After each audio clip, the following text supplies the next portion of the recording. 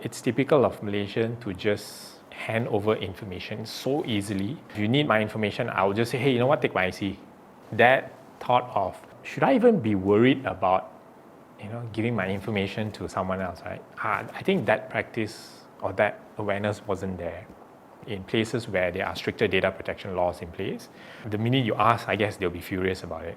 And IC in Malaysia tells a lot about a particular person, right? It tells you where you're from. Just the IC number. It tells, of course, your birth date, which state you were born, and also it tells you whether you are a male or female. We came across a situation. When you go into an office as a visitor, you surrender your IC, right? So while we're out there waiting for a cab, at the security post, they actually displayed all those ICs which were not collected. We were just jaw drop, right? It's like, wow, no one expected that.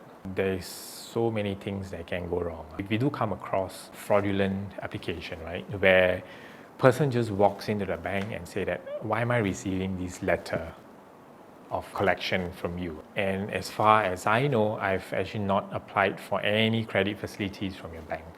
So that's one potential that can go wrong, right?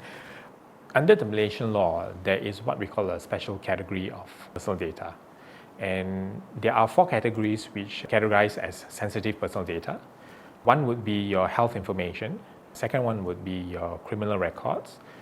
The third one is your political affiliation. And the last one would be your religious beliefs, right? So the data protection law was actually taken from the EU 95 directive, and it was then fine-tuned to the Malaysian law, right? To the Malaysian context of it. If you talk about how wrong can it go, right? If you were to take a special category of sensitive data, right? For example, your health data. Now, if you were to have your health data being stolen, and health data typically don't change maybe in the next 3 to 4, maybe 5 years, or maybe it could be there forever, right? I mean, it's actually very dangerous because then people who actually have access to your information can actually replicate you.